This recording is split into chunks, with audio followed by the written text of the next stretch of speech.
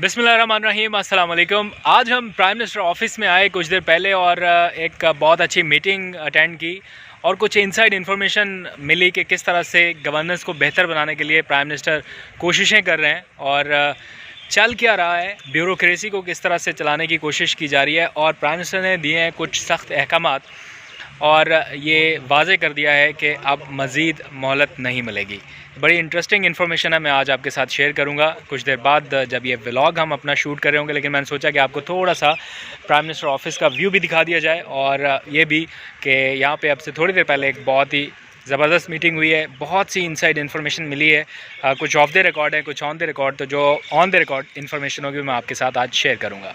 तो आप आज का व्लॉग मिस मत कीजिएगा क्योंकि कुछ बहुत ही इनसाइड इन्फॉर्मेशन मिली है कि मीटिंग्स में क्या हो रहा है और प्राइम मिनिस्टर किस तरह से गुड गवर्नेंस के मामलात को हर हाल में बेहतर बनाना चाहते हैं। उन्होंने ब्यूरोक्रेसी को भी और जो उनकी अपनी टीम है उनको भी दो टोक और वाज़ेह पैगाम दिया है कि अब काम करना पड़ेगा। बिस्मिल्लाहिर्रहमानिर्रहीम, अस्सलाम वालेकुम। मैं हूं अब्दुल कादिर और आप देख रहे हैं आपका अपना यूट्यूब चैनल। आज तारीख़ है 9 जुलाई और दिन है जुमेरात का। इंट्रो आपने देख लिया है और आपको अंदाज़ा हो गया होगा कि आज का दिन काफ़ी मसरूफ़ गुजरा प्राइम मिनिस्टर ऑफिस में। और हुकूमत की पॉलिसी लाइन है क्या, गुड गवर्नेंस के मामलात को बेहतर बनाने के लिए वज़ीर-ए-आज़म इमरान खान क्या कर रहे हैं और जहाँ जहाँ पर हुकूमत को मुश्किलात का सामना है या कुछ कमियाँ कोताहियाँ हैं उनकी वजूहात क्या हैं। क्या ब्यूरोक्रेसी हुकूमत के अहकामात नहीं मान रही या वज़ीरों मशीरों की अपनी नाअहलियाँ हुकूमत की राह में बड़ी रुकावट हैं। ये कुछ सवालात मेरे जहन में भी थे क्योंकि कोशिशें तो बहुत हो रही हैं लेकिन मामलात बेहतर अंदाज में उस तरह आगे नहीं बढ़ पा रहे जिस तरह वज़ीर-ए-आज़म इमरान खान चाहते हैं। तो आज मैंने कुछ हुकूमती शख्सियात से मुलाकातें की और ये सारा जो पस मंज़र में हो रहा है वो जानने की कोशिश की। तो बहुत सी बातें ऑफ द रिकॉर्ड हैं, उनके ऊपर हम ज़्यादा डिस्कशन नहीं करेंगे, लेकिन ऐसी बहुत सी चीज़ें जो आपके लिए जानना बहुत ज़रूरी है, जिनका आपके इल्म में होना ज़रूरी है, हम उसके ऊपर थोड़ी सी बात ज़रूर करेंगे। लेकिन इसके साथ साथ कुछ और भी टॉपिक्स हैं। पेट्रोलियम कंपनियों ने हुकूमत का एक अहम हुक्म मानने से इनकार कर दिया है और एक बार फिर ऐसा लग रहा है कि हुकूमत और पेट्रोलियम कंपनियां आने वाले दिनों में आमने सामने आने वाली हैं। ऐसा क्या हुआ है उसके ऊपर भी थोड़ी बात करेंगे। कहीं दोबारा से पेट्रोल की कीमतें बढ़ने तो नहीं वाली, आपके लिए जानना बहुत ज़रूरी है। इसके साथ साथ मुल्क में सबसे बड़ा बैंकिंग सिस्टम ये लाया जा रहा है, ये किस तरह से मुमकिन होगा। सबसे बड़ा बैंक तो HBL का है, उसकी बहुत ज़्यादा ब्रांचें हैं। क्या HBL से बड़ा कोई बैंक हो सकता है? ये भी होने जा रहा है। इसके बारे में कुछ तफसीलात आपसे शेयर करूँगा और साथ साथ आखिर में कराची वालों की मुसलसल दुहाइयाँ सुनी गई हैं और आज प्राइम मिनिस्टर ने नोटिस ले लिया है कि इलेक्ट्रिक की जो मनमानियाँ हैं उनका और असल में होना क्या चाहिए, इसका वे फॉरवर्ड क्या है, सलूशन क्या है इस सारे मामले का। कराची की आवाम क्यों लोड शेडिंग के अजाब में मुब्तला है, जहाँ पूरा पाकिस्तान नॉर्मल है लोड शेडिंग पर, कहीं कहीं हो भी रही है, इतनी ज़्यादा नहीं हो रही जितनी कराची में हो रही है। इसके ऊपर भी बात करेंगे, लेकिन सबसे पहले बात कर लेते हैं वज़ीर-ए-आज़म इमरान खान की, जिन्होंने मज़ीद वक्त देने से इनकार कर दिया है और वाज़े अंदाज में अपने वज़ीरों, मुशीरों और आला ब्यूरोक्रेसी को ये कह दिया है कि नो मोर, अब मज़ीद वक्त नहीं मिलेगा, अब हमें प्रेजेंटेशन और ब्रीफिंग्स देने का सिलसिला आप बंद करें, डिलीवरी और परफॉर्मेंस क्या है वो बताइए। वज़ीर-ए-आज़म इमरान खान ने 3 आला अफसरान की ठीक ठाक क्लास लिया इस मामले पर कि पुरानी प्रेजेंटेशन क्यों उन्हें दोबारा दी जा रही है। एक दिया गया टास्क है उसको मुकम्मल नहीं कर पा रहे और हर बार पुरानी प्रेजेंटेशन लाकर वज़ीर-ए-आज़म को ये बताया जा रहा है कि इस मामले में ये इंतज़ामी रुकावट है, इस मामले में ये कानून पास नहीं हुआ और इस मामले में फ़लाँ ऑफिस की जानिब से देर हो रही है। प्राइम मिनिस्टर ने लिया ठीक ठाक क्लास और कहा है ये सारे मसाइल को हल करना वज़ीर-ए-आज़म की ज़ाती ज़िम्मेदारी नहीं है। वज़ीर-ए-आज़म ने उनसे ये भी कहा कि जो प्राइम मिनिस्टर ऑफिस से जुड़े मसले मसाइल हैं, जो प्राइम मिनिस्टर ऑफिस से रुकावटें हैं, आप उनके बारे में हमें प्रेजेंटेशन दीजिए। आप 3 बार हमें बता चुके हैं और एक ही बात पे, एक ही मामले पर आप आके फंस जाते हैं और आप हमें आके सारी पुरानी बातें बता के चले जाते हैं। उन्होंने ब्यूरोक्रेसी को भी वाज़ेह पैगाम दे दिया है कि अब मज़ीद ब्रीफिंग आप हमें मत दीजिए, जो काम आपके ज़िम्मे लगाया गया है करने वाला आप उसको कीजिए और वे फॉरवर्ड बताइए। अब बताने वालों ने ये भी बताया कि उसमें सिर्फ ब्यूरोक्रेसी नहीं है, कुछ वुज़रा भी शामिल हैं। वज़ीर आज़म की अपनी टीम से सिर्फ एक डिमांड है कि दलेराना फैसले करें और बर वक्त ऐसे फैसले करें जिससे आवाम को बराह रास्त फ़ायदा पहुँचे।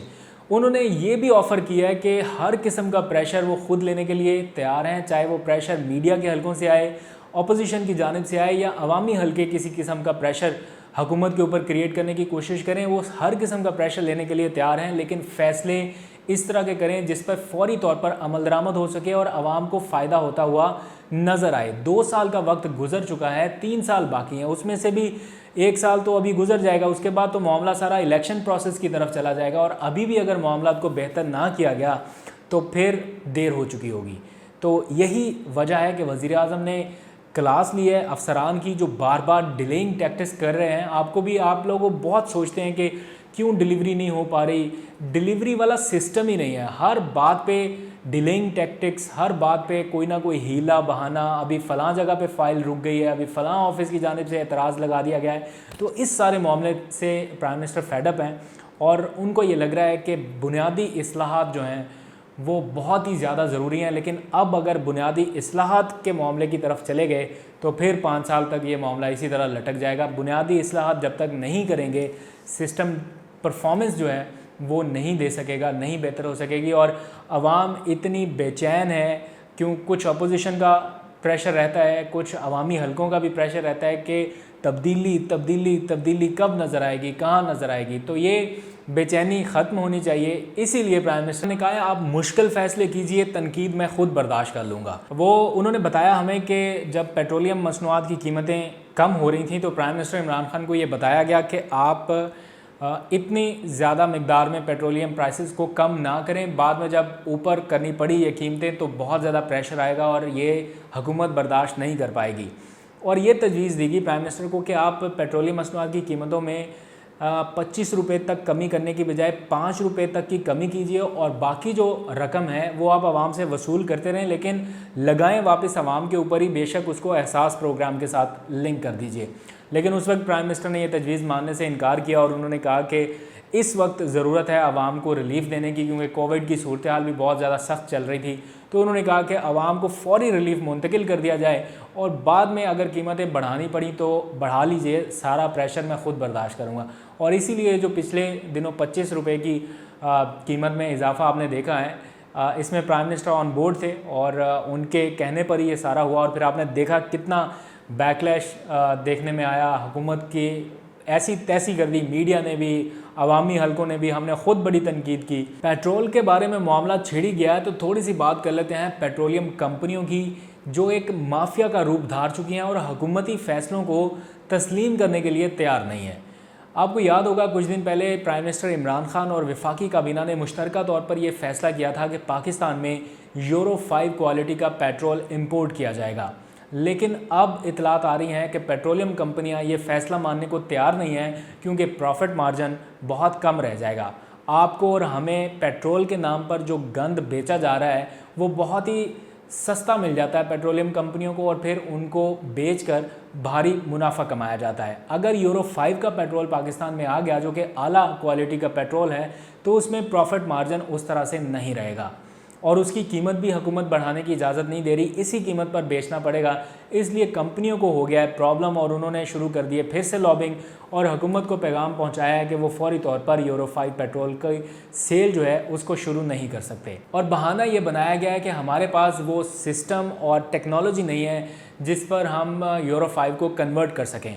तो सोचने की बात यह है कि पाकिस्तान में सिर्फ 25% फ्यूल ऐसा है जो मुकामी सतह पर रिफ़ाइन किया जा रहा है। उसके लिए तो आप टेक्नोलॉजी बाद में लगा लीजिए, लेकिन जो इंपोर्ट करके डायरेक्ट कस्टमर तक पहुंचाया जा सकता है वो तो शुरू किया जा सकता है।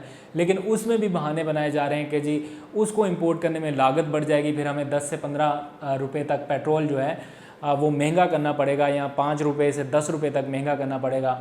तो इस तरह के हीले बहाने बनाए जा रहे हैं। आप बताइए कि अगर हुकूमत ने यह फ़ैसला ले ही लिया है कि आवाम को एक सहूलत पहुँचानी है अच्छे पेट्रोल की फ़राहमी की सूरत में, और आगे से एक कंपनियां, माफिया या नेटवर्क मिलके गवर्नमेंट के सर चढ़ जाए कि जी हम ये नहीं होने देंगे, तो हुकूमत क्या करे। अब इन सारी कंपनियों का लाइसेंस तो मनसूख नहीं किया जा सकता।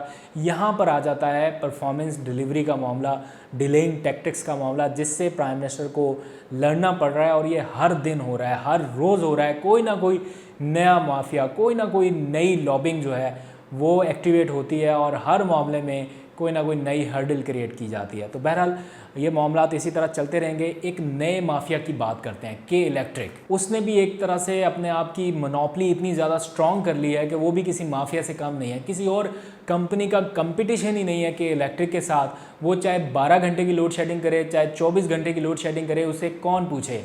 हुकूमत के वज़ीर कह देते हैं जनाब कि हमारा के इलेक्ट्रिक से लेना देना नहीं है, तो आवाम किधर जाएं फिर। तो इस सारे मामले का आज प्राइम मिनिस्टर ने नोटिस लिया है और उन्होंने गवर्नर सिंध को भी बुलाया, असद उमर को भी बुलाया, शहजाद कासिम साहब से कहा है कि इस मामले को रिजॉल्व करें। सबसे ज़्यादा टैक्स देने वाला शहर एक ऐसी कंपनी के रहमो करम पर छोड़ दिया गया है जो जब चाहे अपनी मर्ज़ी करता है। और ये हकीकत में इतना प्रॉब्लम नहीं है कि इलेक्ट्रिक को के बिजली की पैदावार नहीं है या सप्लाई उस तरह से नहीं कर सकता।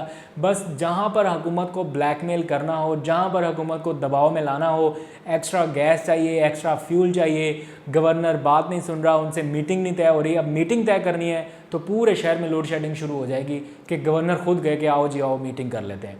इस तरह से ब्लैकमेल किया जाता है। तो आज वही हुआ, गवर्नर को आना पड़ा प्राइम मिनिस्टर तक और उसके बाद अब ये मामला फिर निगोशिएशन की तरफ जाएंगे। कब जाके मामला बेहतर होंगे और कराची की आवाम को सुकून आएगा। इसका बेहतरीन सलूशन जो है ना वो ये है कि के इलेक्ट्रिक के मुकाबले में मज़ीद कंपनियों को, डिस्ट्रीब्यूशन कंपनियों को मौका दिया जाए। जैसे मुख्तलिफ मोबाइल फ़ोन कंपनियाँ हैं, एक नहीं है, दो नहीं है, पाँच हैं। तो एक कंपनी अपनी मोनोपली नहीं कर सकती, अपनी मर्ज़ी से रेट ऊपर नीचे नहीं कर सकती, क्योंकि पता है दूसरी कंपनी कंपटीशन में है, हमें कस्टमर को फ़ायदा देना है, वरना दूसरी कंपनी फ़ायदा ले जाएगी। इसी तरह से के इलेक्ट्रिक के मुकाबले में भी कोई और कंपनी खड़ी करनी पड़ेगी जिसके साथ कंपटीशन हो और अल्टीमेटली आवाम को रिलीफ मिले। बात सिर्फ यहीं पर ख़त्म नहीं होती है। अगर आपने के इलेक्ट्रिक के मामले को मुस्तकिल तौर पर हल करना है तो आपको 3 डिपार्टमेंट्स को इंतज़ामी तौर पर बिल्कुल अलग करना होगा।